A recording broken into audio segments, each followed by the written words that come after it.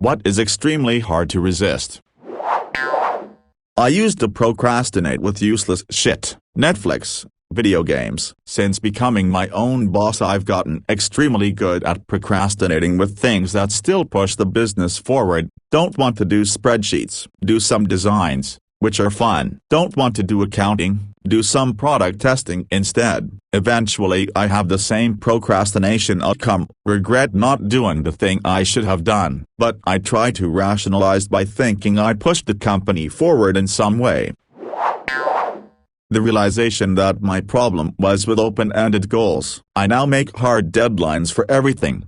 File paperwork to incorporate my startup. It goes on the calendars 10 days from now with a big circle around it. I also keep 2 big calendars and every deadline goes on both. If the deadline requires multiple steps, they all go on the calendar with specific dates. August 7th, go to post office and open P.O. Box. August 9th, go to county office and get tax info. August 13th, start filling out incorporation paperwork. August 14th to 15th, finish filling out paperwork. August 16th, file paperwork.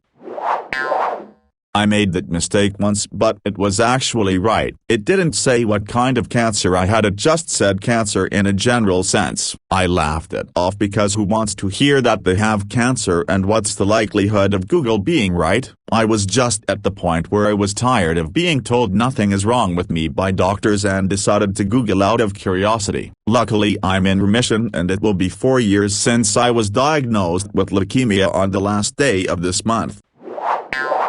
Sugar. As a former sugar addict who now drinks his coffee black and loves it, I can tell you the trick to successfully giving it up. Keep track of how much you use. Back off a tiny bit at a time. I think it took me 6 months to stop putting sugar in my coffee, maybe even a year. Each week, I used a teeny tiny bit less. At one point, I had to go to one of those fancy kitchen stores, Sur La Table, to buy a ridiculously tiny spoon because I'd gotten the amount down to a point where I was stuck because I still kept putting too much on a teaspoon. So I bought a smaller spoon. As for cereal, I bought a container to dump cereal into instead of keeping it in the cereal box, and I started mixing in less sweet cereals. At first, just a little. Eventually, the container was just healthy cereal with no sugary stuff at all. Every time I tried to go cold turkey, I failed. So, I changed my approach. I started cutting back little by little over a long period of time. The key is to not try to make that mean voice in your head go away. Just listen to it without accepting what it has to say. Separate yourself from it. There's the voice, and then there's you. For me, I realized one day the mean voice will never go away, and I couldn't just force it to go away. It was there because other people put it there. Bullies when I was a kid. Some not great adults, etc. We don't just magically start saying mean things to ourselves, someone puts them there. Now, I let the voice be there, like it's a little kid that just needs to be listened to and loved in spite of itself. It's what I needed as a kid, to be able to say I suck and to have someone else there saying, after everything you've been through, it makes sense to me that you'd feel that way. I'm here for you and listening. It's like now. I'm here for myself. I let the mean version of myself talk, and it hurts for a bit, but in the end, I let her finish. I let myself be sad for a bit because it's sad that anyone ever spoke to me that way. But I'm not afraid of this sad anymore. It's normal to be sad about stuff like that. There's another part of you in there trying to come out and remind you of the nice things people have said about you. Smile. And everyone else. Remember, if you think something nice about someone, tell them. We are always so quick to say the critical stuff, but we always get so awkward about paying people random compliments or just telling them thank you for being awesome. We end up saving all that stuff for their funeral. Just tell them. If they want to be awkward about it, that's on them. But you'll have given them nice words that will eventually become their positive self-talk. I honestly don't like popcorn. I mean it's alright, but I never intentionally get any. As a child when microwave popcorn first became a thing I ate a lot of it, and I guess it's better freshly popped and warm and stuff. But after the novelty wore off, I didn't even get any when I went to movies. It just doesn't do much for me. I'd rather just eat chips. I don't even care what kind. Potato, corn, other fancier vegetables, flavored, just salted, wasabi style, BBQ style, salt and vinegar. They're all good. Meanwhile, popcorn is always just a little disappointing. Why do people like it? Though I'm not American, I guess it's kinda foreign food for me. The urge to ruin your life by staying up late scrolling Reddit instead of going to bed, this causing you to wake up late for work, be overtired and call out since you work a manual labor job, just so that you intentionally get fired and don't have to provide for yourself, and you can feel more comfortable talking negatively about yourself since through your own action you are a fuck-up, but even worse you're a deliberate one, so you feel guilty but you still want to do it, so people stop expecting things from your life since you constantly let them down. And Oreos. Positivity journal. My day. At the end of every day, take literally 5 minutes to write down as much as you can remember that you accomplished. Nothing is too small to write down. Can't think of anything? Write down got out of bed. Didn't get out of bed all day? Write down woke up. Biggest thing that triggers my anxiety spirals is an overwhelming guilt about everything, and then absolutely ignoring any accomplishment I make. Doing the journal at night disconnects any bullshit you make up in the moment over why finishing a task isn't worth praising yourself. Takes time. I'm still an anxious wreck, but I'm better than I was a year ago. Also, Oreos. God, my breakup was so bad. I checked her profile every single day. Every time she reacted to my story I got excited, just to later be disappointed. One night we ended up being at the same nightclub. I was constantly walking past her, cause she was right next to the bathroom. She was dancing with other two dudes, but sometime at the end I asked her if she wants to go outside just to catch up a bit. See how is she doing? She told me she was way too drunk and maybe later. 2 minutes later I see her outside, flirting with a random dude. At that moment, all I could feel was disappointment in myself, pain, but it was a wake-up call. As soon as I got home I blocked her everywhere. I realized I did not need that kind of pain in my life and I had to just move on. So far it's working out great. As my friend said, far from your eyes, far from your mind, and far from your heart. Coughing. When a strong urge to cough emerges. I had problems with dry coughs for most of my life at the tail ends of viral infections, and I remember I read an article that really changed the game in the battle against dry coughing. No link. Sorry. A Russian doctor made the connection between the mix of oxygen and carbon dioxide in the airway with the urge to cough. Coughing is the body's natural defense against choking. It's designed to expel any blockage in the airway that may impede breathing. The mechanism that prompts a strong urge to cough is an excess amount of oxygen in the airway. When choking, there is usually a foreign object that is sucked into the airway by means of inhalation, and thus if the airways are filled with excess oxygen for too long and one cannot exhale properly, the body's natural defense is to prompt a cough to clear the blockage. This is also what happens if you're underwater for too long and hold air in your lungs. When experiencing a chronic dry cough as at the end of a cold, the airways are dry and inflamed, irritated from other symptoms, and the excessive coughing often leads to over-inhaling or hyperventilating to compensate, creating a vicious cycle. In addition to humidifying your airways, staying hydrated, etc. One great trick to gaining control over a persistent cough is to exhale fully so your lungs are totally empty and hold it like that for 10 seconds at a time for as many times as you feel comfortable. Don't overdo it. Flooding your airways with carbon dioxide has the opposite effect and suppresses the cough reflex. It's a simple breathing exercise that has really changed the way I deal with bouts of dry coughing. Try it. Boobs. I don't care if you're a man, woman, binary, or a puppy. Boobs are hard to resist, and I'm not talking about just the perky perfect ones. I'm talking any boobs. Don't feel comfortable with your boobs, ladies. I promise you there's an entire group of men and women out there that will love them. Big, small, perky, saggy, veiny, doesn't matter. There's a giant group of people that will love them. And don't worry guys, your man boobs are covered as well. I've met plenty of women and men, both straight and gay, that love them some man boobs. So yeah, boobs. Randy's Donuts, that famous donut shop on Manchester near Lax in Los Angeles, specifically, the apple fritters. My husband didn't understand my passion for these but, upon landing at Lax and getting our rental car, assented to me going through the drive-thru before we departed the area. The fritters were incredibly fresh and warm, and upon tasting one, looked at me with astonishment. "This is like the platonic ideal of an apple fritter," he exclaimed. Now he understands. Toxic relationships, specifically ones that are due to imbalance of effort. I had someone of interest I wanted to pursue and hang out with, but they never put in the effort to make plans with me. I still think they're a wonderful person and wish them the best. I constantly supporting what was important to them and talking to them and helping them out when they were stressed out by listening and thinking of solutions for whatever was bothering them. They knew how important they were to me, but whenever I would bring up issues that was bothering me and have been for months, they never wanted to address it. I would ask them to let me know what was going on in their life so I could try to spend time with them, but they would never agree to anything. We kept going in a toxic cycle of me putting in a ton of effort when they clearly didn't want it to happen but never addressed it, cause it always caused me to feel like I didn't matter to them, that nothing I did was good enough. But because of all the effort and time and love I put into them, it is crazy hard to stop messaging or reaching out to them.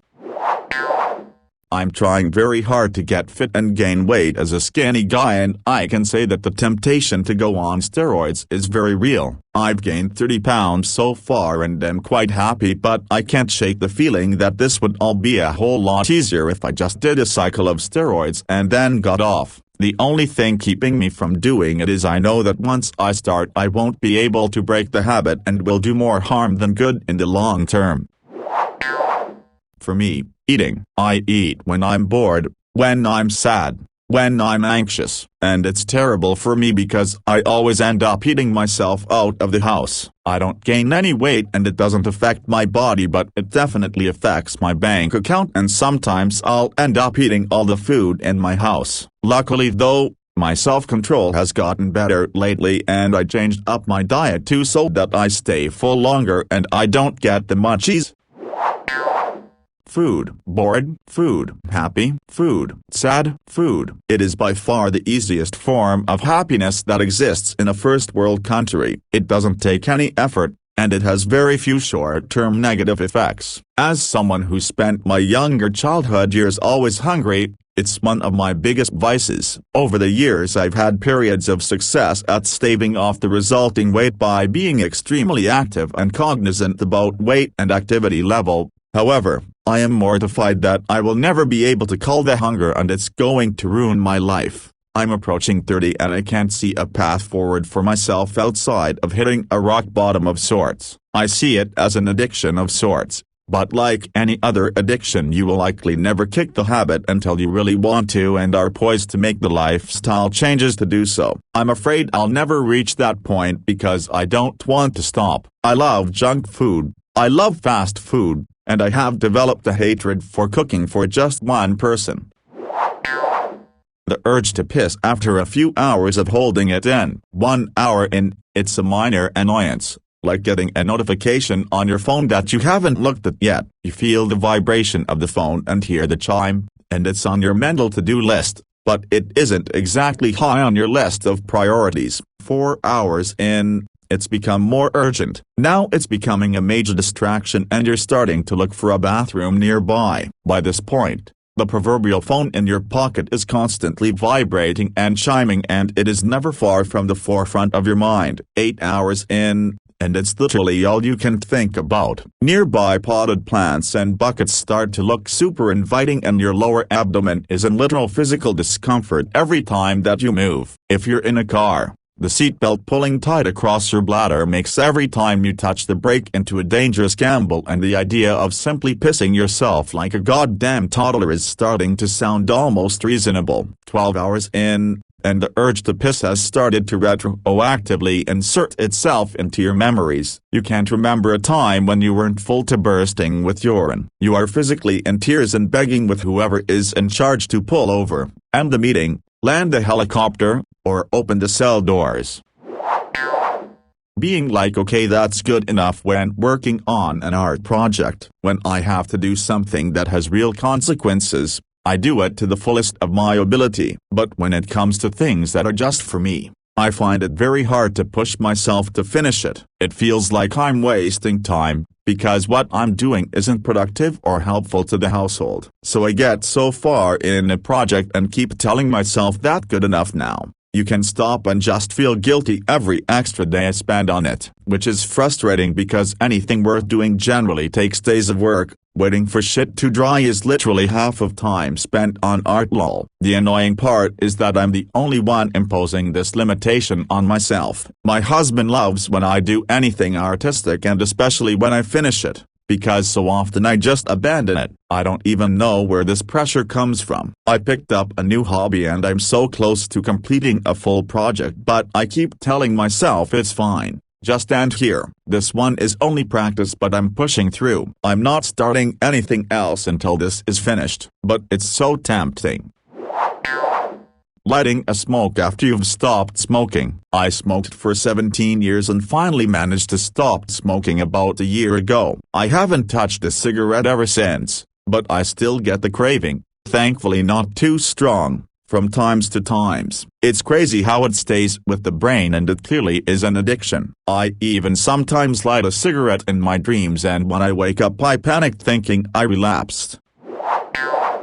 Writing multi-paragraph screeds recommending people to watch Dragon Ball and Dragon Ball Z Kai, but not the original DBZ because the dub is bad and Kai's is good, but also the OG DB dub is also bad but not quite as bad as DBZ's, plus it's all we got, so maybe watch the sub for DB, but I guess the dub is almost good enough. And sure, watch Super. That dub is pretty good too, but don't watch Eps 127 because they're bad retellings of Battle of Gods and Resurrection F, so just watch the movies instead. Those have pretty good dubs too. Oh, and Heian Goku, but that was never released dubbed, so you'll have to find it, and it does occasionally get referenced. Also, don't worry about the old movies and GT, you don't need them, but if you're really curious, most of the dubs are bad except for DB Movie 1, Z Movies 8 and 11, and Z Movies 1-3, but only if you watch the old Canadian dubs with the Ocean Studios cast that you can find on the Pioneer DVDs, so watch the rest subbed and don't watch GT dubbed unless it's the Canadian Blue Water dub, because that was actually okay, but that's not easy to find, so maybe just stick with the sub or just skip it altogether because it doesn't really count anymore, even though it isn't as bad as its reputation, but Super is still better. Oh, and only watch the TV specials subbed. The dubs are among the worst in the franchise, and if this is too much and overwhelming to you, watch this standalone movie Path to Power that combines some of the early DB arcs, but note that the dub is mad and has this weird thing about Goku thinking his grandpa's soul is stuck in a Dragon Ball, so ignore that or watch the sub. But yeah, it's a nice sampler platter of what the series has to offer, so maybe check it out. Also, if you wanna watch FMA, don't skip the 2003 series for Brotherhood, watch both. Want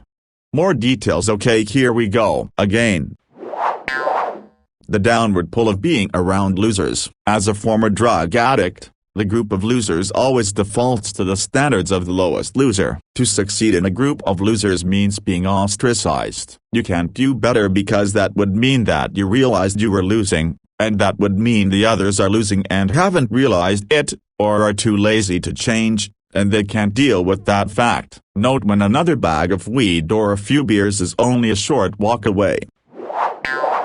Cheese. I adore all cheeses. Soft, hard, stinky, melted, grated, shredded.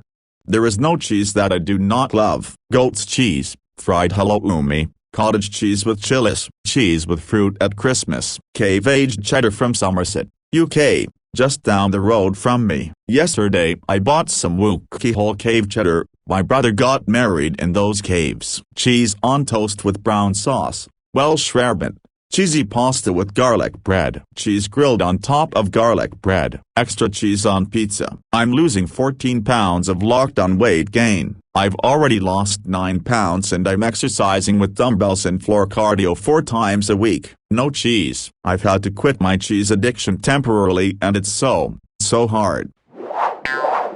Yeah, especially when it's in literally every type of processed food, even those you wouldn't expect, as a preservatives, a sweetener. Fat-free yogurt, loaded with sugar because without fat it tastes of nothing. Pasta sauce, loads of sugar. Barbecue sauce is basically pure molasses. Granola, the healthy cereal. Sugar City, vitamin water. They're literally putting sugar in a drink marketed as water now. Canned soup, you get the picture.